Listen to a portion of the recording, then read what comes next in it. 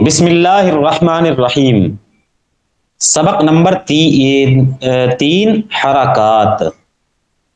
اس کو دیکھیں آپ، اب تک جو آپ نے پڑھا ہے نا وہ بغیر حرکتوں کے پڑھا ہے، نہ کسی پر زیر ہے، نہ کسی پر زبر ہے، نہ کسی پر پیش ہے، بالکل خالی منڈے لفظ بولتے ہیں ہمارے طرف۔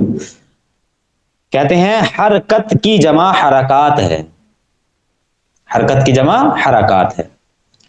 زبر، زیر اور پیش کو حرکات کہتے ہیں۔ حرکت کی جمع حرکات ہے، زیر زبر پیش ان تینوں کو حرکات کہتے ہیں۔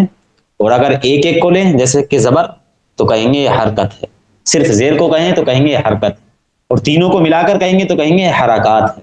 فرماتے ہیں حرکت کی جمع حرکات ہے، زبر، زیر اور پیش کو حرکات کہتے ہیں۔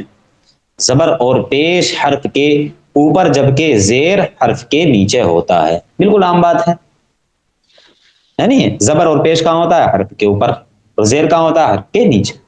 بہرحال کہتے ہیں کہ جس حرف پر کوئی حرکت ہو اسے متحرک کہتے ہیں، جس حرف پر کوئی حرکت ہو اس کو متحرک، اور جس پر کوئی حرکت نہ ہو اس کو ساکن کہتے ہیں۔ جس پر حرکت ہو متحرک، جس پر کوئی حرکت نہ ہو اس کو ساکن۔ زبر منہ اور آواز کو کھول کر، زیر آواز کو نیچے گرا کر، اور پیش ہونٹوں کو گول کر کے ادا کریں۔ یہ ہمیں مخاطب کر رہے ہیں، قاری کو، پڑھنے والے کو۔ زبر اگر ادا کرنا ہے تو آواز کو کھول کر، جیسے قاف زبر قا تو آواز کھلی۔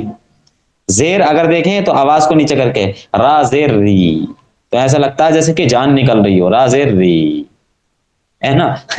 تو زیر میں جو ہوتا ہے وہ آواز نیچے کی طرف جاتی ہے، اور پیش میں ہونٹوں کو گول کرنا ہے تو کرنا واو پیش وو، شین پیش شو، خود ہونٹ گول ہو جاتے ہیں۔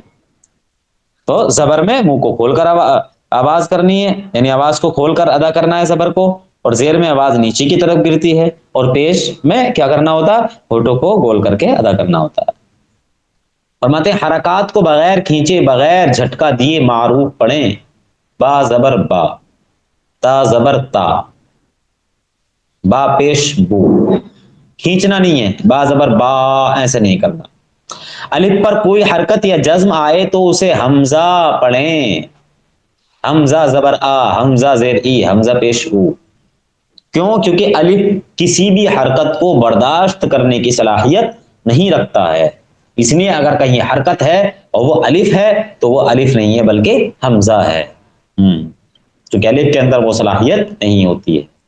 را پر زبر یا پیش ہو تو را کو پر، اور را کے نیچے زیر ہو تو را کو باریک پڑھیں۔ را کا ایک قاعدہ بیان کر دیا، را پر اگر زبر ہو تو پر کریں گے، را زبر را، اور کیا بولتے ہیں؟ زیر ہو تو را زیر ری، ری را، رو، تو اگر را زبر را، وا پیش رو تو اس کو پر کرنا ہے، اور زیر ہو تو اس کو باریک، ٹھیک ہے، را زیر ری۔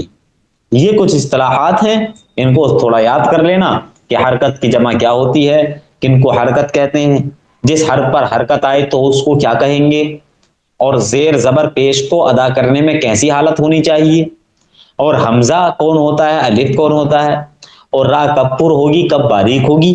یہ کچھ چند باتیں ہیں، اہم ہیں، اس کو یاد کرنا ہے۔